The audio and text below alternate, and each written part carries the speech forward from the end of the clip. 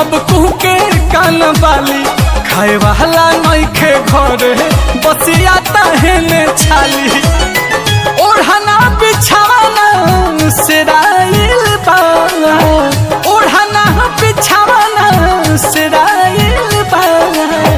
से जिया तो भइल ना गजन कि मन गरमाइल बा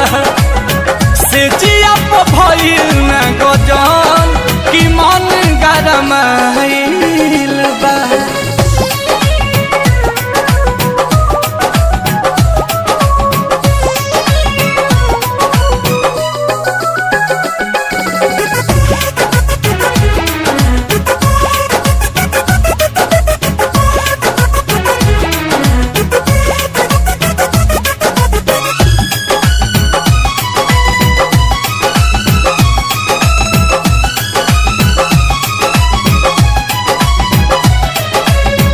रहिते बलमुआ तो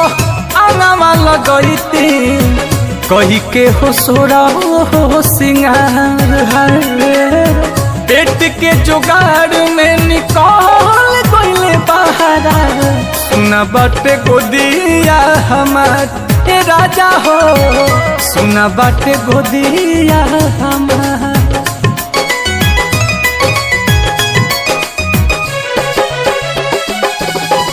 रहिते बलमुआ तो आंगवा लगैती करती हो सुर हो सिंगार पेट के जुगाड़ में निकल गइल बहारा सुना बाटे गोदिया हमार सौसे शरीर ठाइल बा सौसे शरीर ठाइल बा से जिया तो भइल ना गजन कि मन गरमाइल बा से जिया तो भइल ना गजन कि मन गरमाइल बा।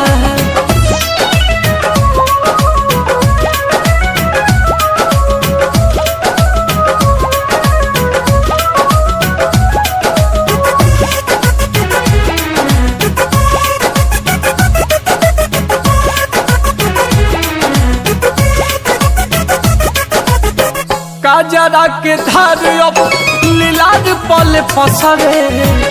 दर्द करता कपहर बिरहिन के भेष भइल बिखरल केसबा फुफुते में जीवबा हमार हे राजा हो फुफुते में जीवबा हमार